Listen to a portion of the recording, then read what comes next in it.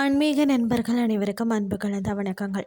இன்றைக்கு நாங்கள் ஆன்மீகம் சம்பந்தமான பதிவில் அபூர்வ தரிசனம் ஆடு வாகனத்தில் அருள் பாலிக்கும், அதாவது மோகனூர் துர்க்கை அம்மனை பற்றி பார்க்கலாமா வாங்க. பொதுவாக ஆலயங்களில் துர்க்கை அம்மன் சிம்மம், அதாவது சிங்கம் மீது அமர்ந்தோ அல்லது மகிஷாசூரனின் தலை மீது நின்ற கோலத்திலேயோ காட்சி தருவதை நாம் பார்த்துருப்போம்.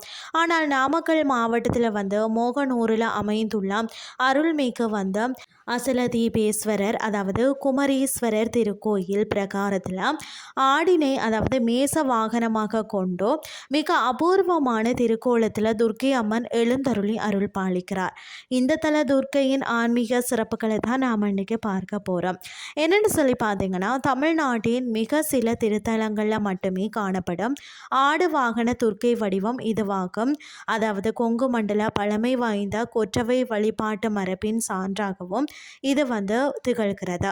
அது மட்டும் இல்லாமல் ஜோதிட சாஸ்திரப்படி மேசராசியின் குறியீடு ஆடு.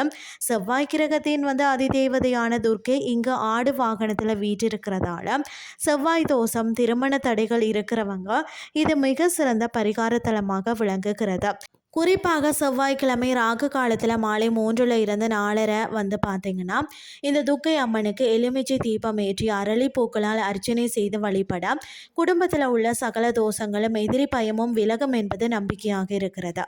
மற்றது தொழில் வியாபார தடைகள் நீங்கி வெற்றி பெறவும் மோகனூர் சென்று, அதாவது அசலதீபேஸ்வரரையும் அபூர்வ ஆடு வாகன துர்க்கையையும் தரிசித்து அருள் பெறுவோம். இன்றைய ஆன்மீகம் சார்ந்த பதிவு உங்களுக்கும் பிரயோசனமாக அமைஞ்சிருக்கும்னு சொல்லி நானும் நம்புகிறேன். இதே மாதிரி மற்றொரு ஆன்மீகம் சார்ந்த பதிவோடு உங்களை சந்திக்கிறேன். நன்றி.